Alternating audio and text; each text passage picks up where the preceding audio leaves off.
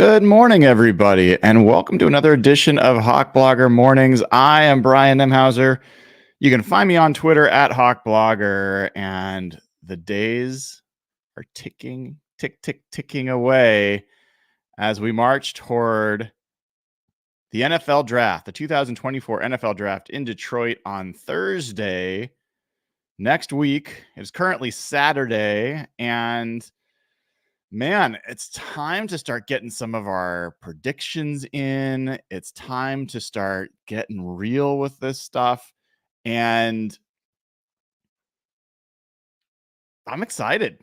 This is a fun time of the year. It's a fun time. The sun is shining, at least in the PNW. And I had a fantastic hike. First time I had ever done it. If you've heard of Oyster Dome up near Bellingham, technically I think it is in Bow, B-O-W, Washington. And about 2,000 feet elevation gain, not crazy, relatively gradual. It's about a 7-mile hike. And the whole way up, or a lot of the way up, you're doing switchbacks with trees on a, pitched side of the mountain. And you've got a view through the trees of Puget Sound. And when you get, you're going through creeks and you're going through all this forest land. It's amazing. And then you get to the top, and you can see on my timeline, I posted a video just as I crested to the top of the Oyster Dome hike. And it's just this breathtaking view of the sound. And well, it's not the sound. It's actually, I think at that point, it's just the ocean. And you can see the islands. You can see all the way into Canada. I think you're looking at British, I think you're looking at Victoria. So really nice hike, great part of our state. And I think the tulips are out, so a lot of stuff to do up there. If you're looking for something to do on a sunny Saturday, a trip up north on I-5 is not a bad idea. Beautiful part of the state. But what we're going to talk about today is, one, I didn't get through all the questions from our patrons that were posted on Wednesday. So I want to go back and do my job. I mean, you can't have people sign up to be patrons and have one of the benefits be that they get to ask questions and then not even ask the questions or answer them. So we're going to do that. And then I also am going to go through my draft predictions. And spoiler alert, I am not completely done. So we will be doing some of those live together, but you will see what my predictions are. And I'll also just give a plug again as we're going through it. You can participate in the draft prediction game that we're doing this year 2 ways. Very simple. You can either be a YouTube member like Danny McCormick, who just became a YouTube member. Welcome, Danny.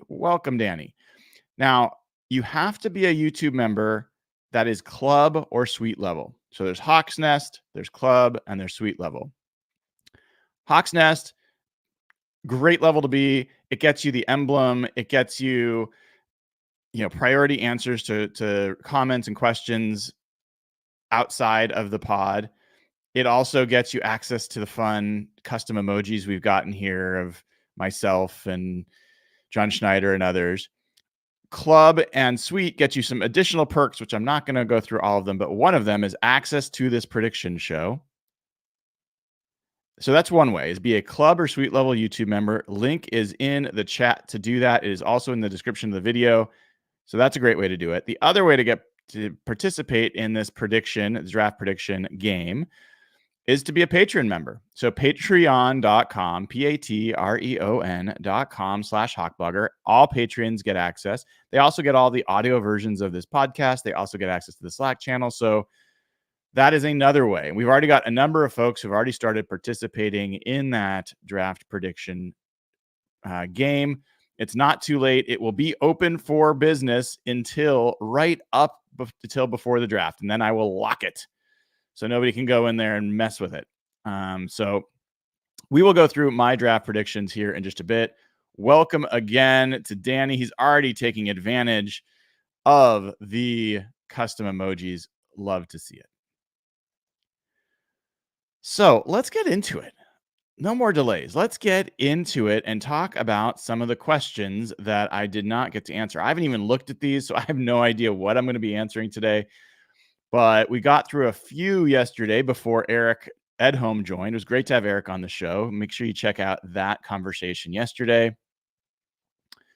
And I should also mention I got a heads up from my buddy Jeff Simmons, who was listening to Robert Mays of The Athletic on his podcast with Danny Kelly and someone else. And he said, yeah, I was on HawkBlogger Mornings this week with Brian Newman. So apparently I am now Brian Newman. You should know that if you didn't already. It was news to me. I was not aware that I was Brian Newman, but that was a nice thought from Robert. Not fully executed, but appreciate the thought. All right. Let's get into it. Okay. Next question that I have not yet answered.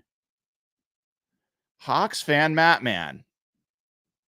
Really supportive person for our audience and part of our community. Says, prior to Brian's conversation with Robert Mays, I hadn't really considered the Bears as a possible trade partner if the Seahawks wanted to move up. Since Chicago has only 4 picks in this draft, do you think it's possible Seattle could try to put together a package, likely including future picks, to move up to number 9 if there's a quarterback they're in love with? I assume this could only be for Penix or May, but I'm wondering how plausible you think this might be. I give it a very small chance. Very small chance. I think the lack of a second round pick for the Seahawks this year, plus the bevy of gaps that they need to fill, it's just, I mean, if they really love a guy, then yeah, anything's possible. But even when John Schneider loved Patrick Mahomes, he wasn't willing to do the deal that Kansas City did. When he loved Josh Allen, he wasn't willing to do anything crazy to get up there for that. So while he's shown interest in some of these quarterbacks, he's never moved up for a quarterback. He had the 5th overall pick last year. If he ever wanted to move up 2 spots, if he really loved Anthony Richardson, if he really loved CJ Stroud, you'd think there was a possibility that he could have done that. But last year was the perfect year to move up if you really wanted to snipe a quarterback. He didn't do it. So I don't see it. I do not see it. All right. Next question. Thank you for that question, Hawks fan, Matt Man. Faz is the next question. Does the absence of Zach Zinter in the 30 visits for the Seahawks possibly rule out the Seahawks drafting him given his injury and then passing up on the chance to run their own medicals on him? I don't think so, because what I see is a guy that played at Michigan that Mike McDonald knows well, that Harbaugh, their special teams coach, knows well. They've got plenty of information about Zach Zinter. There's a reason Troy Fautanu was not a guy they brought in for a visit. You know, they don't need to get additional info on him. So I don't think that affects his draft likelihood for the Seahawks at all. Anders asks, if we draft Murphy with our first pick, Byron Murphy, and now we're on the clock at 81, Zach Zinter, Dominic Pooney, Junior Colson, and Tavondre Sweat are still on the board. Who do you choose? Okay. This is actually like, you think it's just like a straightforward question, knowing my proclivities so far, if you've been tuning in. The guy that I don't want to lose out of that group, the only guy that I would be just devastated to not get would be Sweat. And so it would be very hard for me to not use that pick to draft Sweat. Tavondre Sweat, that is. At the same time, you've got a very high pick in the 4th round, like the 2nd overall pick in the 4th round. So you're talking about going from 81 to, I think it's 102. So that's 20 picks. If you have strong belief that Sweat is not going to go in that group, then I think you have to pick Junior Colson. And of course, you picked Murphy with your first pick, so you could say it should be the offensive guard. I think I've been pretty consistent on this. I think if you don't go guard in the first round, then I'm more interested in using one of the fourth round picks on a guard than I am on using a third round pick. It's not the end of the world. I won't be saying it's terrible, but I think you have a better opportunity to get I don't think there's much of a difference between the guard you're going to get at 81 and the guard you'd get at 102 or the guard you'd get at 118. So that's where I would let Zinter and Pooney go, but I would take Junior Colson because he's definitely not going to be there by that fourth round pick. And realistically, he's not going to be there by the third round pick, it sounds like. Even though I think that's about where he should go, I think he's going to go a lot earlier, it sounds like. So I would go Junior Colson and cross my fingers that T'Vondre Sweat was still available. But in the moment, I could absolutely just be like, get the guy that you need and roll the dice. But from a roster building perspective, that is how I would think about it. Next question comes from Anders. We draft Byron Murr. Oh, sorry, I just reread the same one.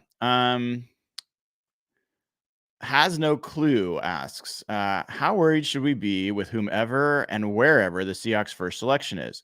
Devin Witherspoon looks promising and Frank Clark had his moments, but in the Schneider era, you can argue that any of his first selections are that Pro Bowl, all pro level impact player? And he goes on to list his first selections. Russell Okung, James Carpenter, Bruce Irvin, Kristen Michael, Richardson, Paul Richardson, Frank Clark, Jermaine Ifedi, Malik McDowell, Rashad Penny, LJ Collier, Jordan Brooks, D. Eskridge, Charles Cross, Devin Witherspoon. I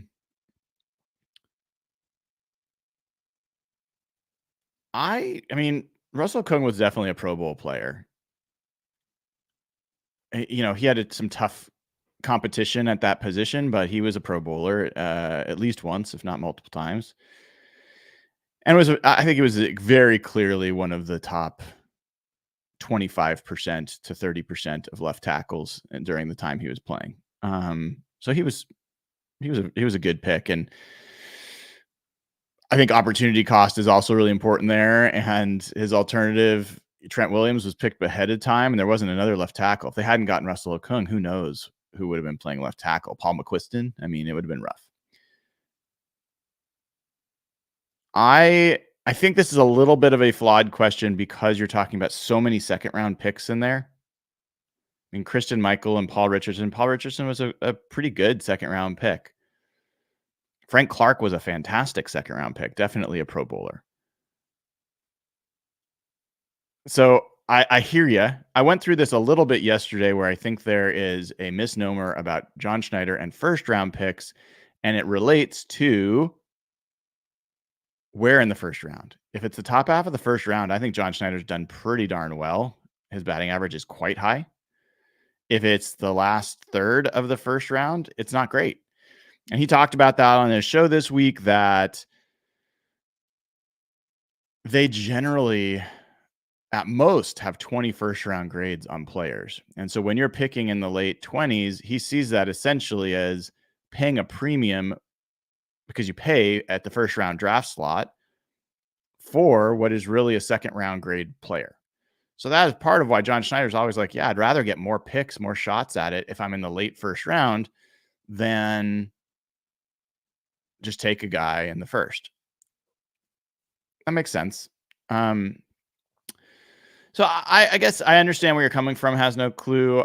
I don't know if I feel quite the same way about how clear cut it is. I think there's a lot of circumstantial things that change the question. Colin asks, not controversial per se, but I'd love to hear what sold Derek on Verse over other players at 16. I think I am not Derek, so I will see if I can get Derek to answer that question for you. I know it answers it for me, which is that Jared Verse is the only one of these edge rushers who is both an excellent assassin of a pass rusher and a bully against the run. And the other part that I've pointed out quite a few times is Jared Verse can win with power. He doesn't have to be a great technician. He's got some good moves. He's got a cross chop. He's got a straight arm kind of move as well. He's got a great bull rush. Anyway, he's got some pass rush moves, but he's not the most sophisticated pass rusher. But his power translates. And whereas Latu has a ton of moves, he's a total technician. I think that there's going to be times that he gets a little bit stymied physically, and because I just don't see the power with him. And then Dallas Turner is really questionable against the run. Latu got better against the run in his senior year, but that was never a strong suit for him. And Dallas Turner is a guy that has all the measurables, but is a one-year guy essentially, and he is not strong against the run. So I have some questions with him. He's also a little bit underdeveloped as a pass rusher in terms of his moves. Sean Pyle says, who is the player you think you would have been more likely to pick at 16 if Pete was still here? Who is a player who you think that they would have been more likely to pick if Pete was still here? Well, I mean, Pete was an edge rusher guy. So I think I would say that Latu might have been a more likely first round pick for the Seahawks if Pete was here.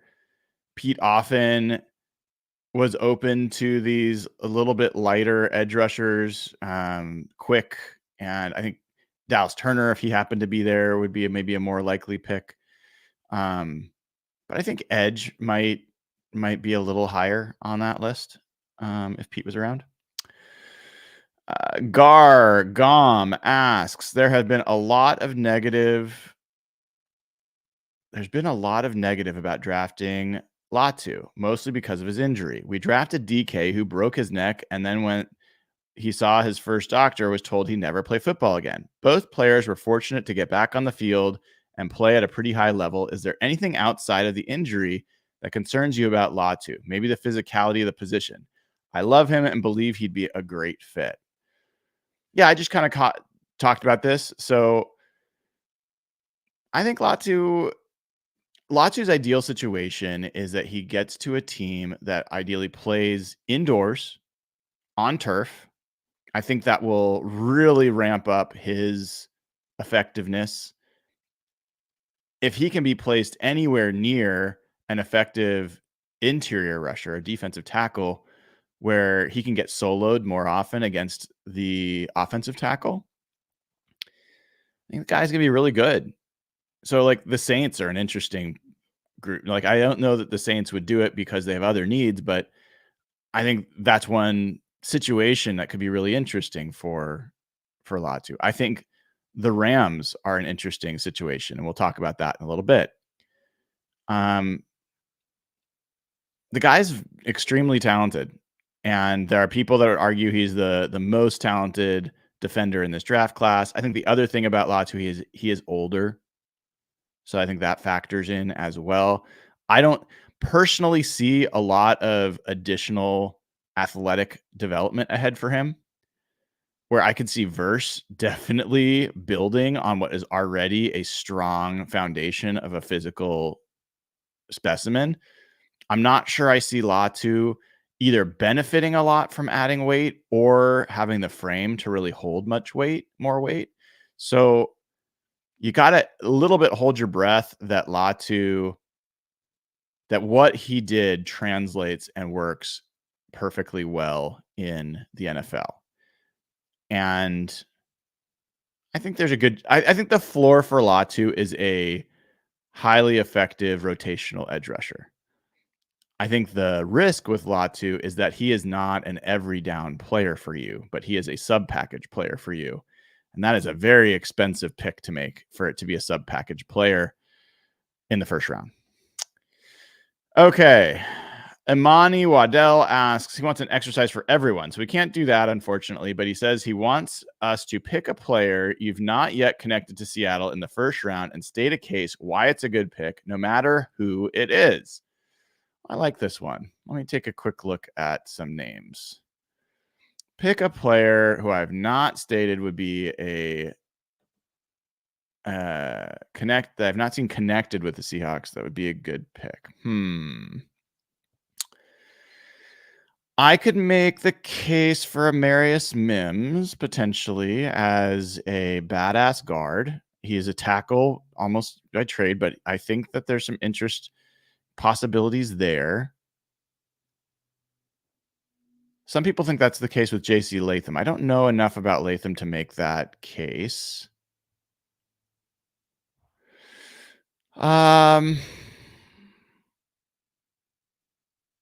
Looking through a couple names here. Give me one sec. And does it have to be a first round pick? Yeah, in the first round. Okay.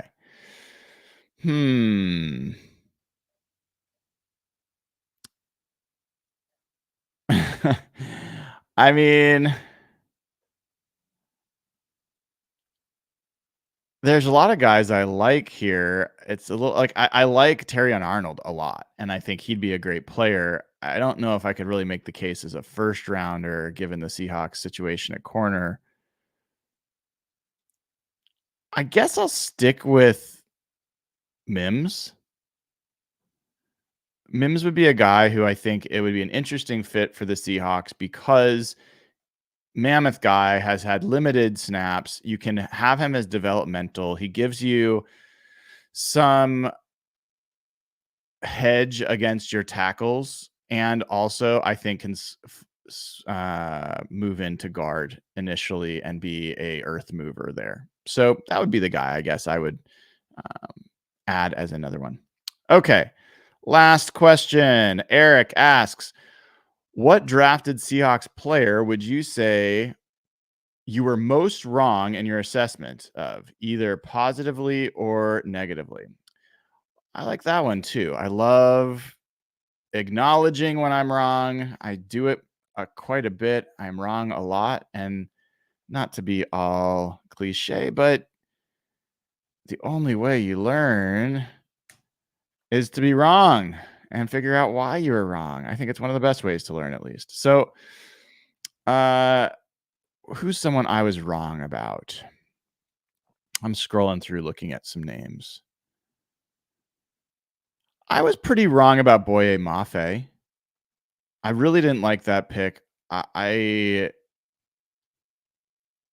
I thought that was early. I wanted them to be drafting Abe Lucas with that pick, and so I think I was a little bit upset about not getting our tackle and risking it on an edge player who I thought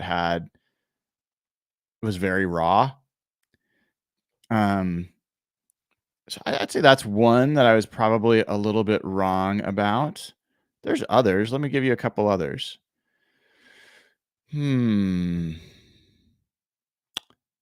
I was trying to pick ones that I really was wrong about.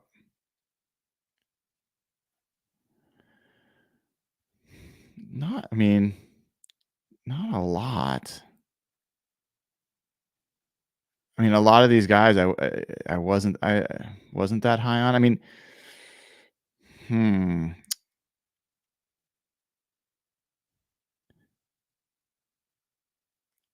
yeah, I'm actually having a little bit harder time finding, other than I think the Mafe one is a really fair one. I was pretty excited about Cassius Marsh for a while when that pick got made. I thought Christian Michael was going to be pretty good. I didn't like that pick in the second round. I don't think I've ever liked them picking a running back in the second round. I mean, they had Marshawn Lynch back then. It felt like a real waste. Jesse Williams, I was really high on him. I loved that pick in the 5th round. Medicals hurt him. I really liked the Thorold Simon pick. Turned out to be essentially wrong on that one. Um,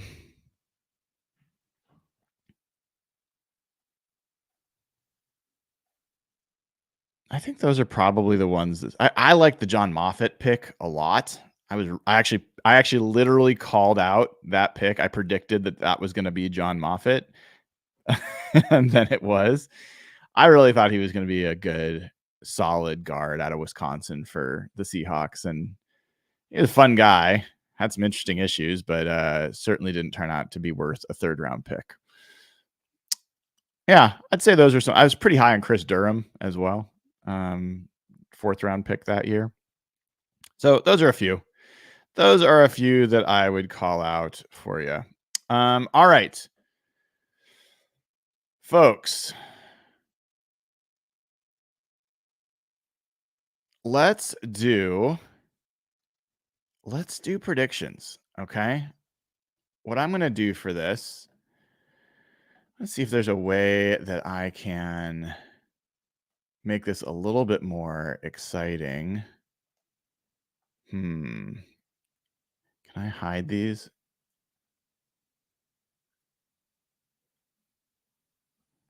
Okay, hold on. Give me 1 second to make this a little bit more exciting. Hide row. This is gonna take too long.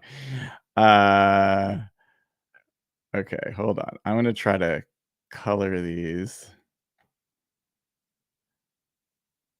Okay, I think I have a better, quicker idea. 1 second. Give me 1 second.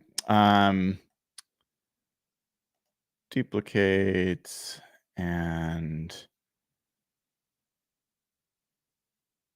let me pull this. Oh shoot, that's not gonna work. I should have planned this. I'm trying to make it so you can't see all the choices ahead of time. Probably doesn't matter. Let's just do it. Let's do it. So I'll share my screen. You'll be able to see this, and we'll go through it. Again, the way that you can participate in this prediction game is by being a YouTube member at club or suite level. The link to join as a YouTube member is pinned in the chat. It's also available in the description of the video. The other way to participate is by being a patron. Patreon.com, patreon.com/HawkBlogger. Everyone in there will have access to this spreadsheet and will be able to go in and make your own selections. A number of people have already done that. And let me share my screen. Okay. So I'm going to share this. Hopefully you guys can see that. I'm gonna zoom it in, so don't worry. It'll get bigger. But I want to just give instructions for everybody. Key instruction here is when you get access to this, you want to duplicate this sheet and then rename it with your name. That does not mean renaming the entire spreadsheet. It just means putting your name on one of these. Like someone here is sheet 5, but has not renamed it to their name. I have no idea who sheet 5 is. They have no chance of winning if they do not rename this to be their name. After you are done putting in your predictions, then you got to go over to this scoring area, put your name, and then essentially go through and make sure that you go click equals, find your name, find your sheet, and go over to your score here. You got to add these up. This is how we're going to have so many people participate without it being a major hassle for me to add up your scores. So once you've done that, then you got over here. Here are mine, and not all of them are finished, but we're going to go through this one by one, and I will. Hopefully you guys are able to see this. If you're not, let me see if I can. Let me see if I can zoom in. View, zoom in. I think that's viewable for you all. I think that should work. Let me know if it doesn't. So I'm going to walk you through my predictions, and then I've got a few at the end that I have not yet made. So we'll do those together. And the way that the prediction game works is you get 1 point if you just name a guy correctly that goes in the first round at any pick. It doesn't have to be the right slot. 2, you get 5 points if you pick the right player in the right slot. Doesn't matter what team drafts them, but it's just if they go number 1 or number 5 and you pick the right name at number 5, you get 5 points for that. You also get 5 points for correctly predicting a trade. So if you think a trade's going to happen, then you predict it over here. That's it. It's simple. There's almost certainly flaws in that scoring system. There's ways to game it. I hope everyone just does this for real and has fun and doesn't try to take this too seriously. All right. So first pick, I'm not going to spend a lot of time on. I have the Bears picking Caleb Williams. That should be pretty easy money, easy points for everybody. Second pick. This is where things already get interesting in my predictions. I have the Washington Commanders picking Drake May. I think Drake May is I think he is clearly a better quarterback than Jaden Daniels. I think that he is going to be more durable than Jaden Daniels. I think that he's got everything you need. I think that it is a bit of a smokescreen. Maybe they just go Jaden Daniels. Everybody's saying it.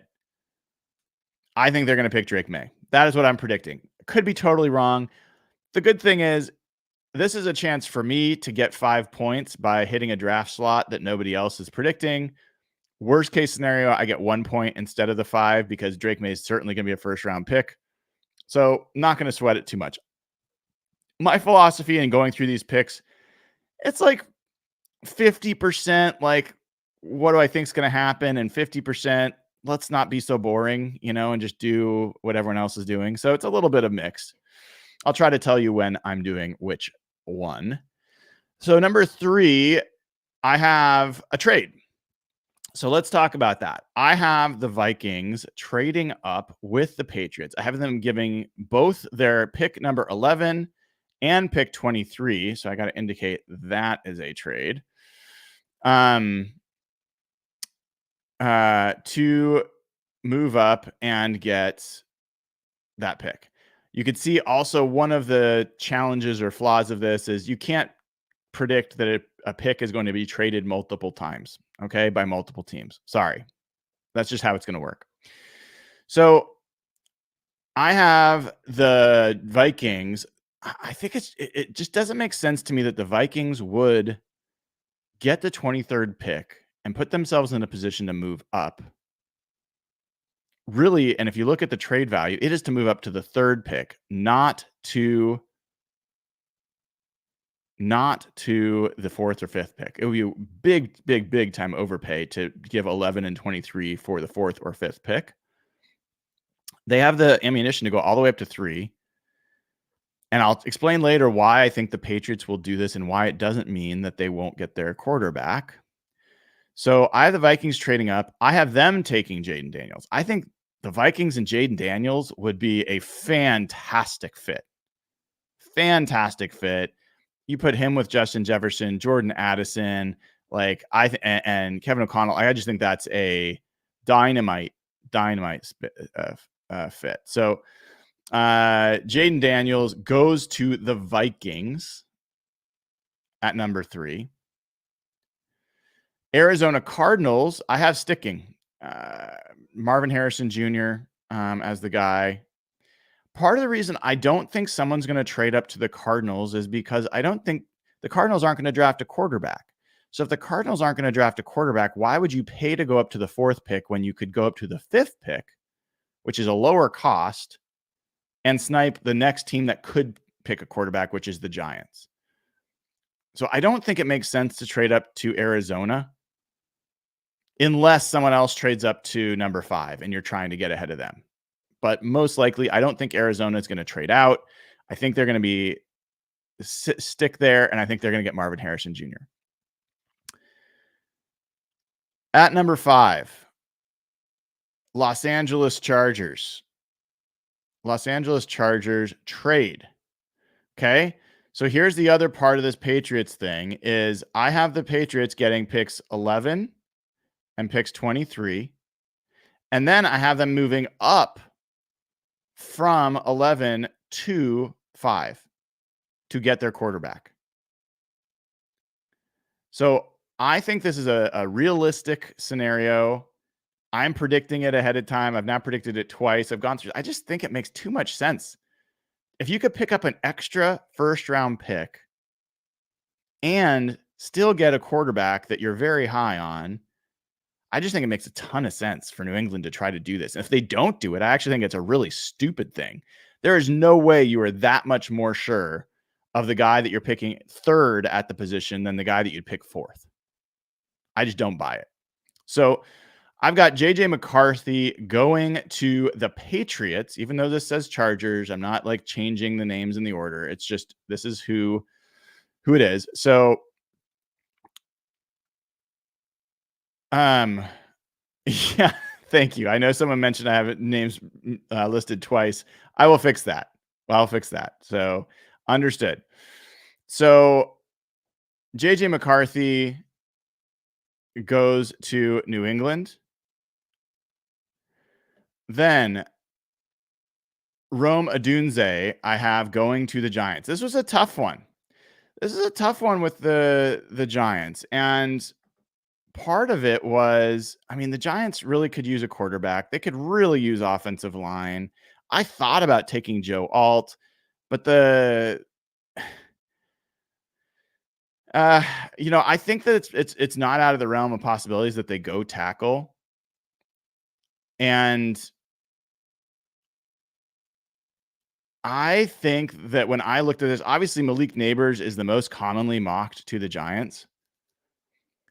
There's something about Rome Odunze and the fit with the way the Giants like to play football and that franchise and that toughness that for me makes a ton more sense. I just think he is a bruising, tough receiver. I think that fits the way the Giants have always played football throughout history. And I have a feeling, I mean, if people met with him, they're going to fall in love with him. I think he makes a lot more sense for the way that they play than Malik Neighbors.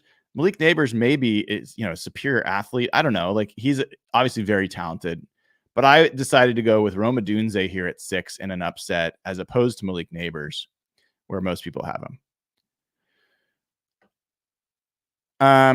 Next, Tennessee, pretty much chalk. I have them picking Joe Alt. So we go there. Yes. So a mistake I've made. So I had the Falcons and I have them picking Byron Murphy. Let's go through and talk about this a little bit. So hold on while I pull up a couple things here. Where is it? There we go. So Atlanta, their interior defensive line, the chalk pick here is that they go edge. Okay. Everyone has Dallas Turner going here. And that makes sense. They've got Zach Harrison and Ebit Ketty. Caden, they just don't have anyone on the edge. And so it would make a lot of sense here to go edge. I looked at Grady Jarrett and David Onyemata, and I thought about Raheem Morris, and I was like, I don't know. So I ended up thinking that they would decide to go Byron Murphy here and somehow forgot that I made that pick when I got down to the Seahawks. So I have to redecide this. We're going to decide this real time. And as I kind of look at it and I stare at their defensive ends, like my thought here is Byron Murphy is just a better player than the edge rushers. And so I could see Raheem Morris just saying, we're going to take the best player. But I had edge rushers really falling down the board. So now I'm going to have to rethink this. I am going to have them. I'm going to go back and have this be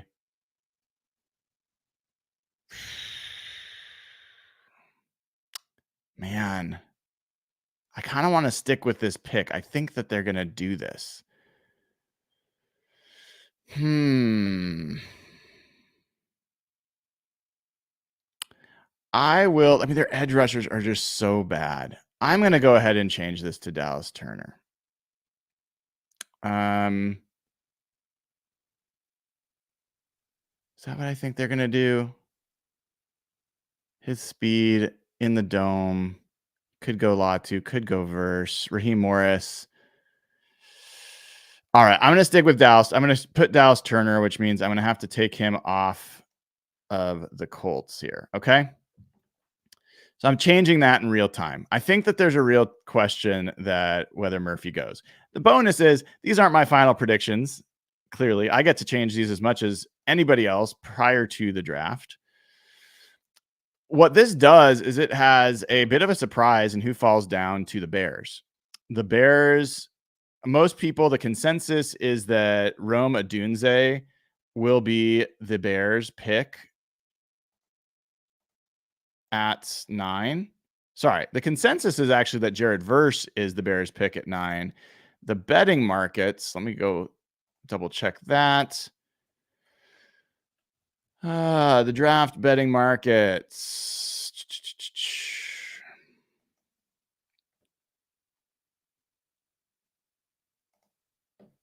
FanDuel has them as Rome Odunze being the top, Jared Verse being the next, then Dallas Turner, then Byron Murphy. So the thing with like they could be Chicago could be a landing spot for Byron Murphy as well. Part of what I really want to do is I want to pick Byron Murphy ahead of where the Seahawks pick because I just don't think he's going to be there.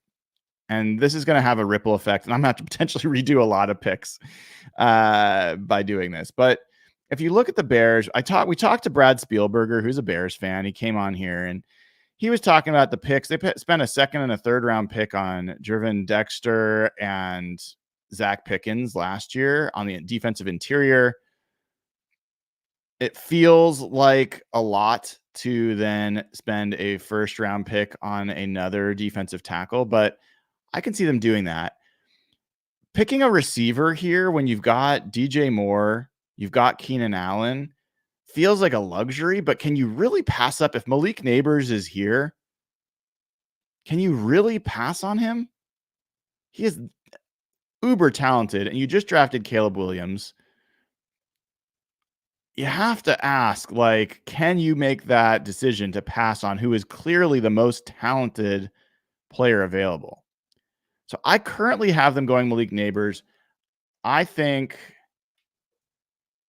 this too could be a landing spot for Byron Murphy.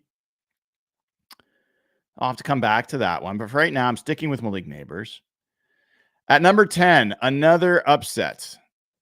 Everybody has the betting markets. Let me just double check. I think everyone's got Brock Bowers as the heavy favorite. On the betting markets, that's the case. On the consensus draft boards, that's the case. 57% of mock drafts, all mock drafts, have Brock Bowers going to the Jets. I have them going Fautanu. They had a visit with Troy Fautanu. I think if you look, let's take a look at their depth chart.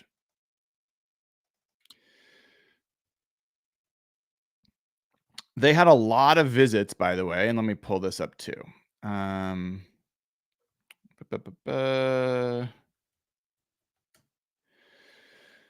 Jets visited with a number of offensive tackles a little bit later in the draft. They're just signed Tyron Smith, so they don't need him at left tackle. Morgan Moses is their right tackle. They got in a trade with Baltimore, but their guard situation is really not great. They just signed John Simpson, but they've got Elijah Vera Tucker. I just wonder, my thought here is that I think that they're going to be looking to make sure that Aaron Rodgers is as protected as possible. And so I have a bit of an upset here and them going tackle. Let me double check. I think I had this somewhere else. Fautanu was a visit, one of 6 visits for the Jets. They met with Joe Alt. They met with, let's see what other, JC Latham. These are all, those are all high end first round tackles. So I don't think it's crazy that they would end up going tackle slash guard at this pick. So I think that I'm making a surprise pick here, a little bit off. Obviously, they could go Bowers. I'm going with Troy Fautanu. The Minnesota Vikings. So remember, the Patriots traded back and got picks 11 and 23. I am predicting another trade that they trade up to the Chargers. They trade from 11 back up to 5, and they get JJ McCarthy. Okay. So I don't know if I explained that earlier before. I might have skipped it. I can't remember. But in any event, I have the Vikings moving up and drafting. Gosh, sorry, guys. This is very confusing. I have the Patriots moving up from 11 to draft JJ McCarthy. So they trade down from 3. They get picks 11 and 23. And then they pick 11 and they trade up with the Chargers to get their quarterback. So basically the Patriots move down 2 spots and pick up a first round pick and get a quarterback that they are highly linked to. Okay. So this is the Patriots that pick McCarthy. Then you've got the Chargers sitting here at 11. I have the Raiders jumping the Broncos. So the Chargers trade back one more time to 13. I have the Raiders moving up to pick 11 to pick Michael Penix Jr. I think that the Raiders know that if they want to get their guy, they probably have to go in front of the Broncos. And they don't want to leave it up to chance that the Broncos are going to take him. It's only a 2-pick move. Shouldn't cost a ton. And the reason the Chargers would do this is because they have there's strong reason to believe that the guys that they want to pick up are not going to go in pick 12 or 11. They don't want a quarterback. They think that they can move back and have added some more ammunition. So what this means is the Chargers net out. They move from 5 to 13 overall, and they pick up some additional, trade ammunition. Okay. So now the Raiders have picked Michael Penix Jr. The Broncos are up. The Broncos they might like Bo Nix, but they're also like, I don't think I have to pick him here. This is too high. I think I can move back. They do not have a second round pick. And let me double check. I'm not even sure they have a third round pick. Let's double check real quick. Hold on. I don't think they do. They do. They have a third round pick 76. So the Broncos are like, you know what? We're going to try to move back, and we still think we can get our guy Bo Nix. Meanwhile, Washington, who is sitting there having just drafted Drake May, does not like their situation at tackle at all and wants to make sure that they get that. They're going to want to get their pick. None of the tackles other than Joe Alt have gone off the board. So they can come up here and get their choice of the second best tackle in one of the best tackle classes we've seen in a long time. They trade picks 36 and 40, 2 seconds, and their pick 100. That is what it would cost to move up to pick 12. And Denver drops all the way out of the first round. And then they are going to be able to get Bo Nix in the early. They can either stick there and wait until 36, or if they have some concern, they could potentially have ammunition now to move up a little bit into the late first round or at the top of the second, whatever they want to do to make sure they get Bo Nix. But now they have the ammunition to do that and improve other parts of their team. So this is a pretty big move. This is the Commanders moving up, and they get Olu Fashanu to pair with Drake May. So now they have their franchise left tackle, the best pass blocking left tackle in this draft class, to go with Drake May as their quarterback. I think that's a big move for them, and I think it makes a lot of sense. All right. Now, this is the Chargers picking. This is the Chargers picking at pick 13. And in fact, you know what I'm going to do just to make this a little bit easier for folks? I think this won't mess anything up. I'm going to say actual team. And I'm going to, this is Minnesota.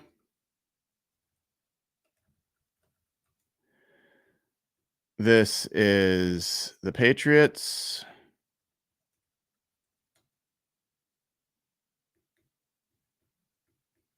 This is the Raiders. This is the Commanders. Okay. Just so you can keep track of who's actually picking. And this is the Chargers. Okay. So what does that do is the Chargers now are sitting pretty, folks. They are sitting pretty in that one of the toughest, roughest offensive linemen in this draft falls to them all the way at 13. Talisi Fuaga.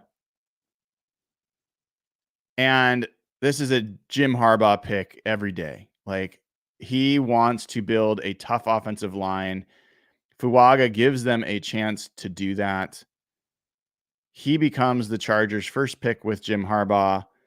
And I think they're thrilled because meanwhile, they've added a great player and they've added a bunch more draft capital to fill out other parts of their team.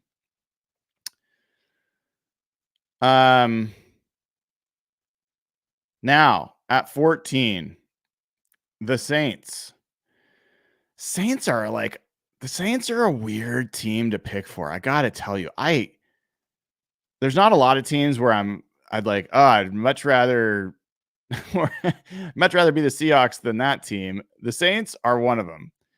I hate this team. I hate it. I don't like anything about this team.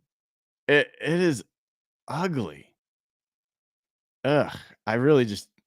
I think you need people everywhere. And they should be talking about quarterback. To be totally honest, Derek Carr, come on. Anyway, everyone's got them picking a tackle because Ryan Ramczyk is out maybe for the season. That would maybe make Trevor Penning move from left tackle to right tackle if they get a left tackle. I went really in all directions here because their interior players, their defensive tackles, Kalen Saunders and Nathan Shepard. Are you kidding me? Brian Bresee, or Bruzzy, I think is how you pronounce that name, from last year's draft. These are not that could easily be Byron Murphy. Easily be Byron Murphy. What about edge? Their edge rushers, Chase Young and Carl Granderson. They're okay, but if they love Jared Verse, I could easily see that. The consensus picks for, sorry, let me get to the consensus. Where is it? Consensus pick is Olu Fashanu. I have him already gone in this to the Commanders. The betting markets don't let me guess this far down. Betting odds, Saints first round pick.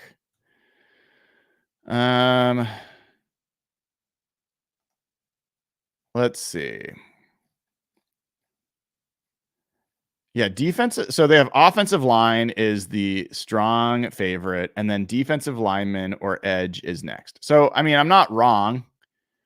I know I'm not wrong, but that's what shows up there. I went back and forth because I'm really hesitant about JC Latham. I wouldn't want to pick him in the first round.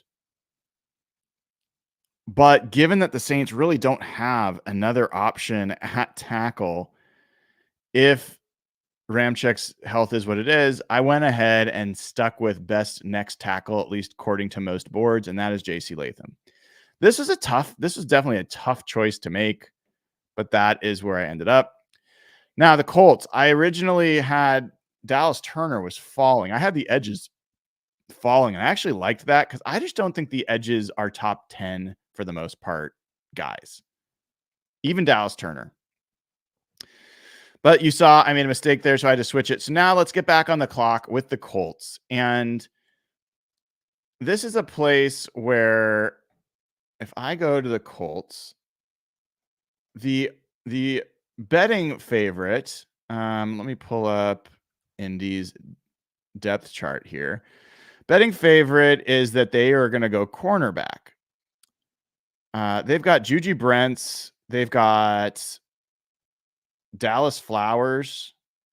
I mean, they definitely have some need at the corner position. Their edge rushers, Kwity Paye and Samson Ebukam. They just re-signed Grover Stewart and DeForest Buckner. So I don't think Murphy is the guy. One of the things I wondered about is tight end. If Brock Bowers is slipped to here, let me take a quick look here at something by team. Look up the Colties. Where are they? Look up their offense. And yeah, I mean, they've got a pretty big hole at tight end. Their tight end is Jelani Woods.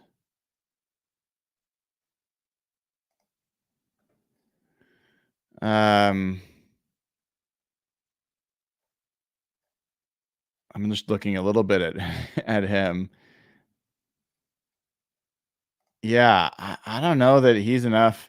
I'm thinking about Anthony Richardson coming back and them giving him enough targets and having a guy like Brock Bowers teamed with Anthony Richardson feels like a higher upside pick than some of the cornerback picks, but there's a pretty good, like none of the corners are off the board here. So the consensus here is Kenyon Mitchell.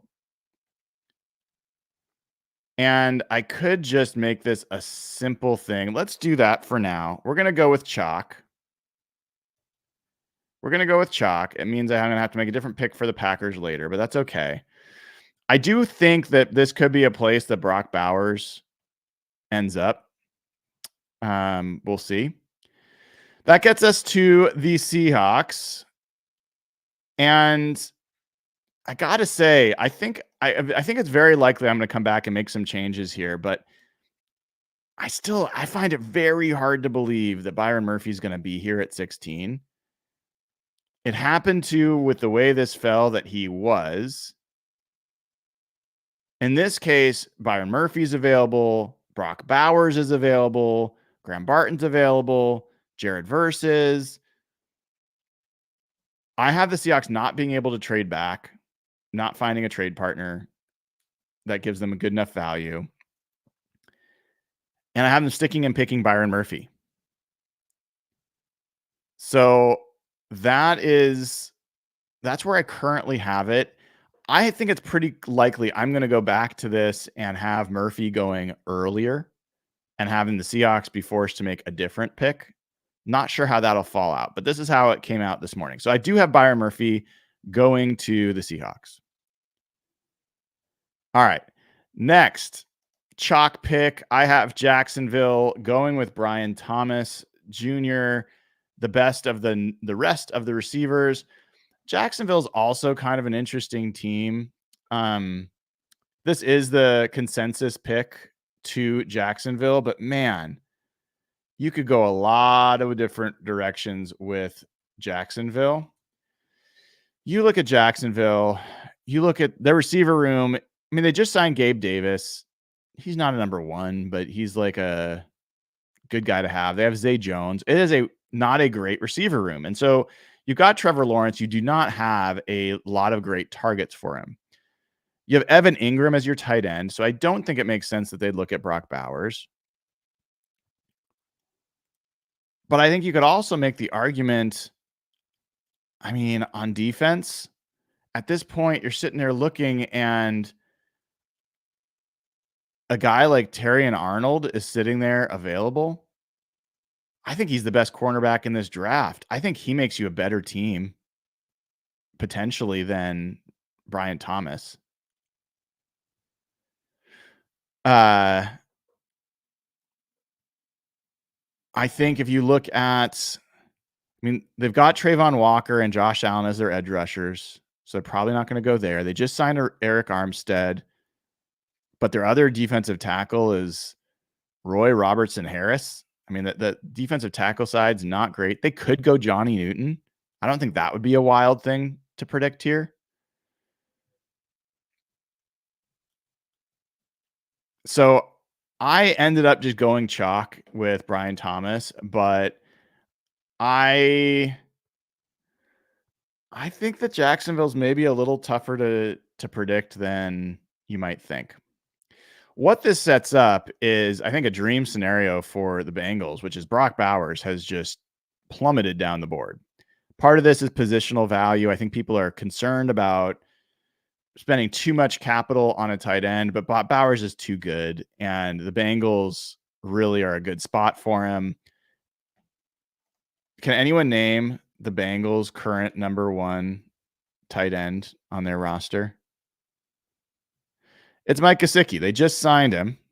He's not bad. He's not terrible. They also have Drew Sample. So I think there's some flex here for sure for the Bengals to go. They could go a Mims. They could go a different, like a tackle. They can go offensive line. A lot of, like, the consensus has them picking Byron Murphy. I have him gone by now. I just cannot imagine him lasting to 18. But in this situation, just think Brock Bowers is a fantastic fit for the Bengals, and they're thrilled to have him fall to him. Next, I have the Rams picking a local guy from UCLA, Leatu Latu.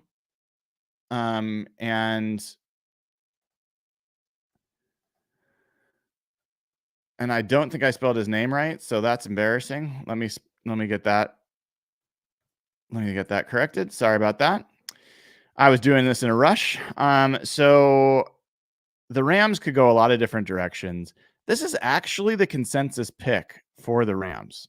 I hadn't heard it as much. I made it before I knew that, but he's a consensus pick. I think the Rams, if you look at the Rams roster, they did have I think they had a visit here, but if you look at the Rams roster, their edge situation, Dejuan Johnson, Michael Hoyt, is barren. They do not have effective edge options. They have, Byron Young is their other outside linebacker. So it's really Michael Hoyt and Byron Young. I think it's very likely they go edge. In this case, they have the choice of Latu or Verse. I have them picking Latu. I think Latu fits their style. They like the lighter, faster kind of guys. I think that's who makes sense. I also was wondering if Amarius Mims could be a pick here. I think Alaric Jackson is a question mark at left tackle, and if they see Mims as the long-term answer, they could really lock in that offensive line for a long time by getting a high-end left tackle. Mims could be that guy. But in this case, it's just such a gap for them at edge. I had them going with Latu. That leaves Amarius Mims to go to the Steelers. I think he is a classic Pittsburgh Steelers offensive lineman. Huge dude. The Steelers line, they've got Dan Moore at left tackle. They've got Broderick Jones, who they just drafted at right tackle. So I think there's an absolute spot there for Mims to slide in. They also they're not great at guard. So they could absolutely slide Mims in at guard to start with, find his best spot, let him develop. I think I can picture Amarius Mims wearing Steeler black. This sets up the Dolphins for a pretty ideal situation for them. Graham Barton, I'm pretty sure, let me double check. I'm pretty sure is the most commonly mocked to the Dolphins. He is the most commonly mocked to the Dolphins at 21. That sets up the Eagles for a bounty as far as I'm concerned. The Eagles are sitting there at 22, and the best cornerback in the draft, by my estimation, is available. And yes, you could make the case they could go Jared Verse. That was something I looked at for them. The problem there is if you look at their edge situation, they've got Bryce Huff, who they just acquired, and they've got Josh Sweat. They've also got Nolan Smith from last year that they spent a first-round pick on. They still got Brandon Graham. I think Verse is great, but you look at their corner situation, which was just really rough for the Eagles last year. And if you have the best corner, a tough corner, Terrion Arnold's a tough dude. I just think the Eagles jump at that. So I have Terrion Arnold sliding pretty far and going to the Eagles. Now this sets up the Patriots. Remember, the Patriots have this pick from their earlier thing. They had hoped that one of the other tackles had slid, but the tackles are mostly gone. The best of the rest of the tackles, and I think that they'd want to get this tackle to protect J.J. McCarthy, to set him up as best as possible, is Tyler Guyton. So I have Guyton going a little bit earlier. I think most mocks have him going a little later in the first. I have Guyton going here. I have the Cowboys, and I want to double check this because there's somewhere I definitely want to make an upset pick here somewhere along the later part of the first round. They're too set. I was looking about them as an edge spot for someone like Marshawn Nealand, but with DeMarcus Lawrence and Micah Parsons, I just can't imagine that they could make the case that there's enough need to do that. I think their biggest need is definitely on the line. They would have loved to have got a tackle, but I think what they will do here is they will take the best interior offensive lineman on the board, a guy that can slide in and start right away, and they've seen what a great center can do. So I have Jackson Powers Johnson going to the Cowboys at 24. That gets us to the Packers. And let me go through. Now I have to go back through Green Bay because I had them originally with, I think Kenyon Mitchell was still on the board. So we could look at the corners. The consensus for the Packers is Nate Wiggins. That's only 7%. So it's very slim consensus. If I look at a few different places, hold on one sec. Looking at a few different spots here of what might make sense. The Packers, if you look at them, such a good young team. You could make the case for offensive line for sure. So if Jackson Powers Johnson hadn't gone, he could be a choice here. The way that the draft has fallen, I'm not sure. I mean, Alt, Fashanu, Fautanu, Latham, Mims, Guyton, Fuaga, Barton, and Powers Johnson are all gone. So here's what I'm going to do. It's a little bit of a reach, but I think it makes sense for the Packers. I am going to have them picking Zach Frazier here. Zach Frazier is one of the highest rated centers in this draft. I don't think the Packers are thrilled with Josh Myers where they are there. I think that they could go and get the best interior offensive lineman that they see, and I think that they might like him better than their other options. Some other places the Packers could go.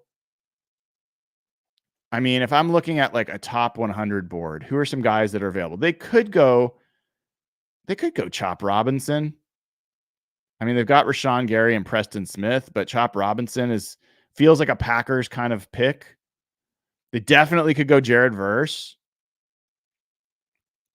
I don't think they'd go receiver. They could go Cooper DeJean. That's an interesting guy that can, potentially help at corner or safety. There's a few different ways. I have them. This is a bit of a reach. So I'll have to come back and look at this again, but I have them currently going Zach Frazier. That means the Tampa Bay Bucks get a absolute gift here, all the way down at 26. Jared Verse, my favorite edge rusher in this draft, going all the way down here. Their edge situation is Logan Hall. Oh, sorry, those are their 3-4 ends. Is Joe Tryon and Yaya Diaby. They did sign Randy Gregory, but that edge situation needs some help. They got Vita Vea and Kalijah Cansey inside. I think that it would make them thrilled to add Jared Verse to that beyond. From there, we have Chop Robinson going to the Cardinals. Feels like a Cardinals kind of pick. Toolsy guy, late first round, has high upside.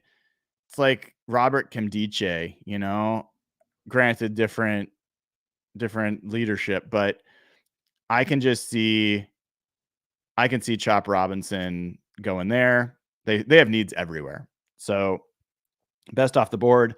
This sets up a pretty great situation for the Bills. They could pick Ladd McConkey. They could pick whatever receiver they like best. I have Adonai Mitchell as a fantastic ad for them here. I think he's better than Xavier Worthy, but of the two from Texas. So I know Mitchell going here. I have the Detroit Lions. This was a tough one. It's a tough one. I went back and forth. The Lions, the consensus for the Lions right now. Consensus for the Lions is Darius Robinson. And that could make some sense, honestly. Like, he's an edge, can slide inside. Like, that could be a good place for Darius Robinson.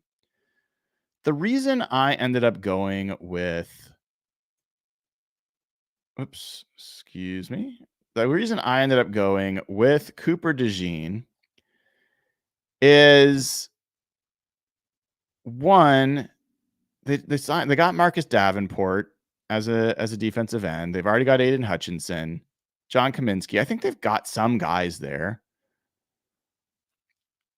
They got Carlton Davis at one corner, Amik Robertson at another, and their safeties, they just lost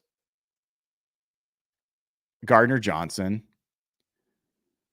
I think that Cooper DeJean, his ability to play on the outside as well as inside, gives them something a little special. They have Brian Branch. I think they could have a very flexible, dynamic back end if you added Cooper DeJean with Brian Branch and guys like Melifonwu. I just think that would be an interesting fit and feels like a guy that could be a Dan Campbell kind of dude. Also gives them some return game. And so that's where I've got Cooper DeJean going. So that gets us to the last 3 picks of the first round. We'll pick for the Panthers as well. So the Ravens are sitting here, and the Ravens, the consensus is Jordan Morgan, a tackle. Let's take a look at who visited the Ravens. That is another Way to tell. So they got a couple of running backs, Xavier Worthy, Malachi Corley. Xavier Worthy's listed twice. They liked him so much. Tight end, Theo Johnson, Troy Fautanu, a couple edge players, Chop Robinson, Austin Booker visited them. Let me let me look at this other place that has combine visits as well. So they got offensive tackle, defensive end, offensive guard, defensive tackle, receiver, guard, tackle. A lot of guards and tackles.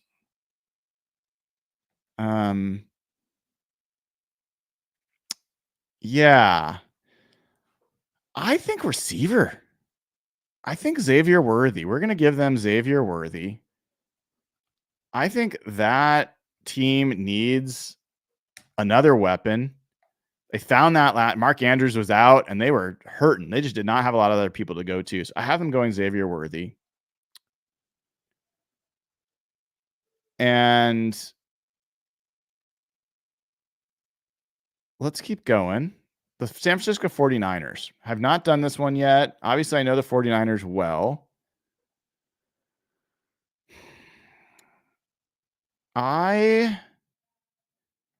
If I'm looking at the board, just a value that's available here of some of the top 100, top 30, 35 players, who are some guys that have not been taken yet from in my world that might attract the 49ers? Nate Wiggins at corner could be an interesting one. Darius Robinson, that could be an interesting one. I mean, I don't know that they're going to go edge again, but they don't think you can ever have enough. And he's an interesting player, could fit 49ers. Probably a little early, but Edge Cooper is a 49er style linebacker. I could see them going for linebacker here. Maybe they snag Junior Colson. Some people, Dan Jeremiah has him potentially going aside the first round. Ladd McConkey is just like, he feels like a 49er player. I'm going to give them Ladd McConkey. I'm going to hate it, but I'm going to give them Ladd McConkey. And I want to, really depends on what's going to happen with Brandon Ayuk. Man, I go back and forth on this. McConkey's such a good fit. Let's give him Jordan Morgan because I hate the 49ers and I think that's a stupider pick. But they really need some help with what's going to happen with Trent Williams in the future. Another name, gosh, they could go Mike Sainristil.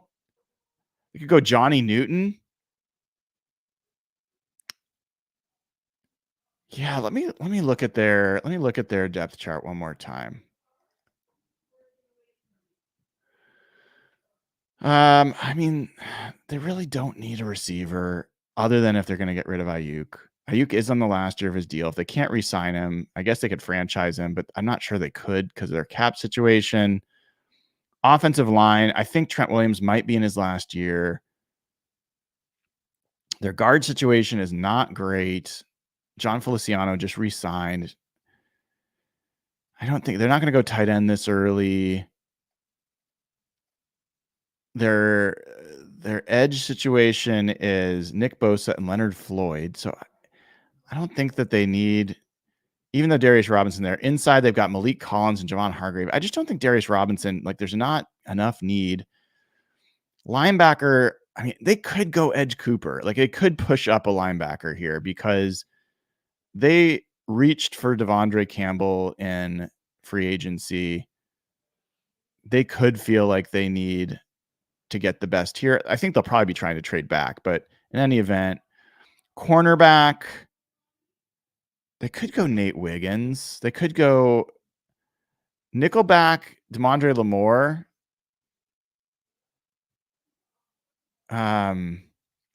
Sainristil would be a great pick for them. I would hate it if they got him. I think that would make a lot of sense. He's just a great playmaker. You know what? Here's what I'm going to do. I'm going to do something that I don't want to see happen, but I just think makes sense in a lot of ways. I am going to give them Mike Sainristil.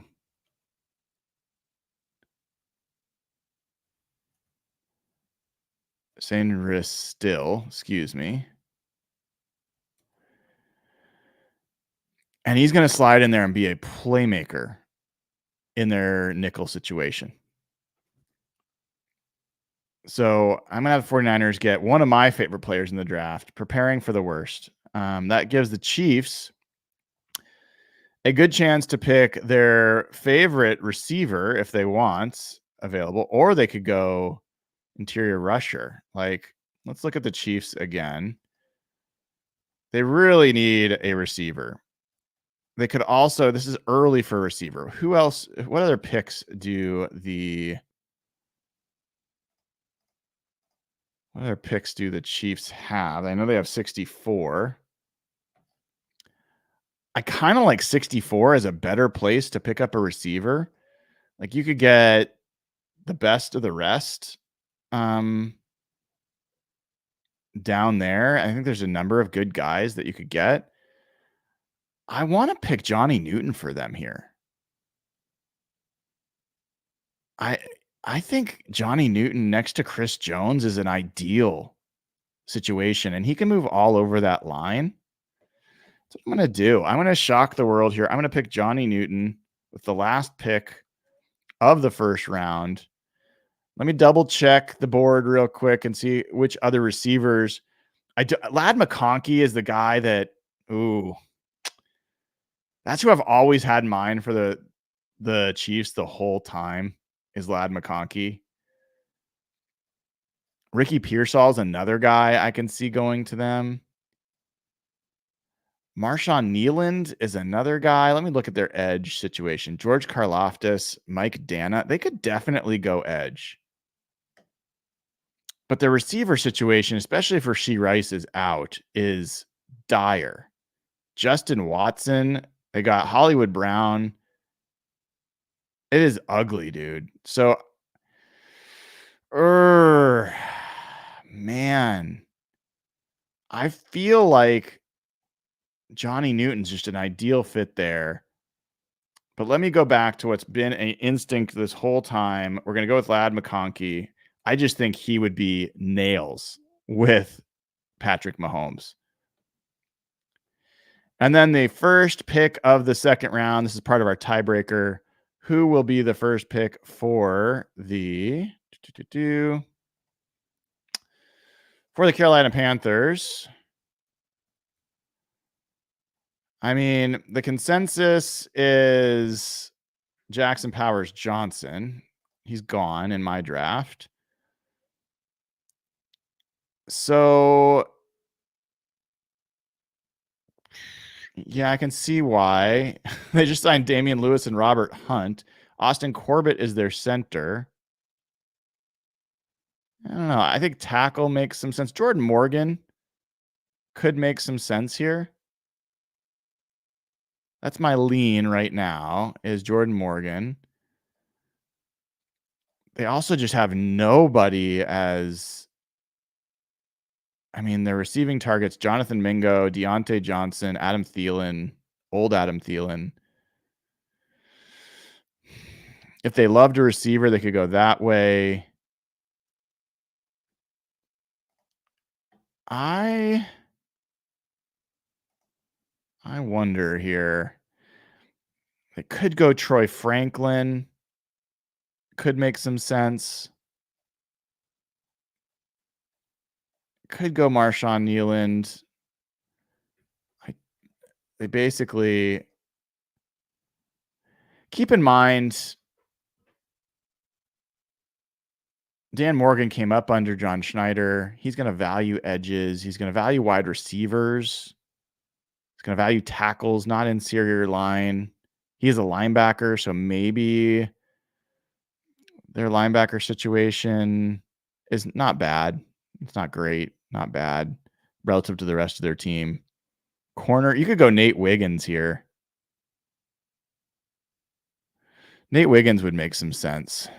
Him falling all the way out of the first feels a little wild. But let's do this. I'm going to give them Jordan Morgan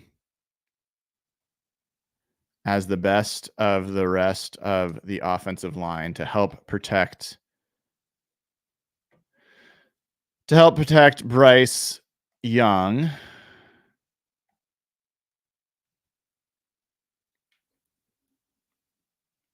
And that's it, folks. That is my first run through the first round predictions. What is my absolute craziest pick that you think is there's no chance it's going to happen?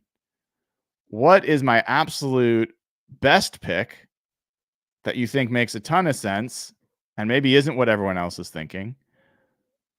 Which of these trades do you think is the best that makes like a ton of sense and should happen? How do you feel about this from a Seattle perspective, if this is how things played out? I'd love to hear from you. I'd love to hear your thoughts. I'd love you to do your own prediction. All you got to do, join as a club or suite level YouTube member. The link is pinned in chat. It's in the description of the video, or become a patron, patreon.com/HawkBlogger. Come on into this spreadsheet. You'll have access and you will find the instructions. Please actually read the instructions. It's helpful to do that. Duplicate this sheet and rename it with your name. If you are this person, sheet 5, I highly doubt that's your name. Rename this to your actual name, and then we will know. I've got someone saying there's no way Penix will be drafted in the first round. I think no way is overconfidence. To say something that has no chance of happening is too bold. It's too bold, especially when you're talking quarterback. When you've seen guys like Christian Ponder, you've seen all sorts of guys go in the first round, in the top half of the first round, that were not good quarterbacks. I don't think it is all a certainty that a guy like Michael Penix will not. I think it's a very fair question. It could easily go the other way, that he does not go in the first round and drops into the second. I think that is very possible. But to say that there's no way, I strongly disagree that there's anyone that could have that much confidence. The next comment, ironically, says top 15 for Michael Penix. I'm curious, where else? Any other thoughts from people watching along? Any of these others that jump out to you? How do you feel about the Rams coming out with Latu? How do you feel about the 49ers coming out with Mike Sainristil? I don't feel good about that one, but that would be a rough one. I think that'd be a great pick for the 49ers. Might be a little early for a nickel, but I think that guy's a game changer. How do you feel about the Cardinals? Cardinals come out with Marvin Harrison Jr. and Chop Robinson.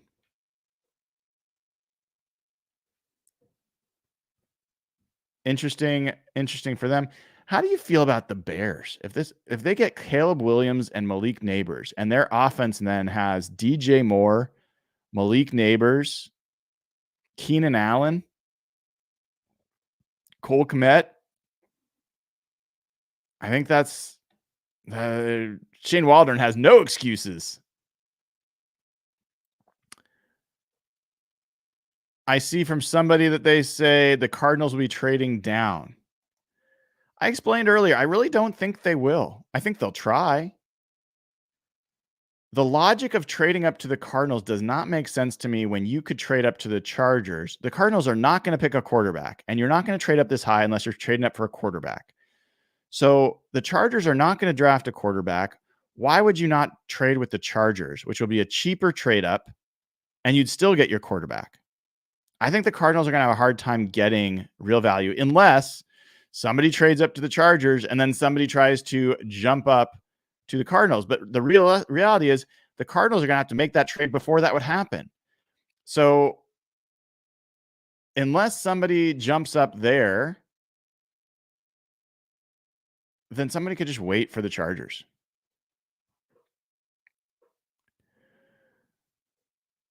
The Giants picking Odunze, that's a gut feel one. I just see him as more of a Giant player than Malik Neighbors. I think the Giants can go all sorts of directions. I wouldn't be shocked if they go Joe Alt. If they're not going to draft a quarterback, they better get that offensive line as good as possible because it was a disaster and their quarterbacks are going to fail behind that offensive line. So I personally would go tackle here over. I mean, is it crazy that Fautanu could go this high? I don't know. Maybe. We'll see. Those are some of the places where it could get crazy. The Falcons, I think that could go a lot of different directions. I initially had that as Byron Murphy. They really, really, really are lacking on the edge. So I understand why people keep mocking here. This could be Jared Verse. Could be a lot of guys. The Jets going Troy Fautanu is a upset for most people. I was looking at, they've had a visit. Fautanu only made 6 visits. He said that all of them were meeting with the higher ups. They were like recruiting visits. If you're trying to keep Aaron Rodgers upright, I don't think it's crazy that you invest as much as you can in the offensive line and make that as solid as possible. So just a thought. I understand Michael Penix, probably maybe the most controversial pick here. The Seahawks ending up with Byron Murphy.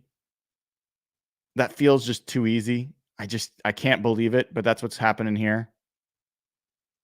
But there's a lot of picks that were kind of interesting to go through and get a feel for. So thank you all for tuning in on this Saturday as we went through your questions and we went through my first round mock. Tomorrow at 11 a.m., this time tomorrow, we'll be on with Rob Staten and Jeff Simmons as we go through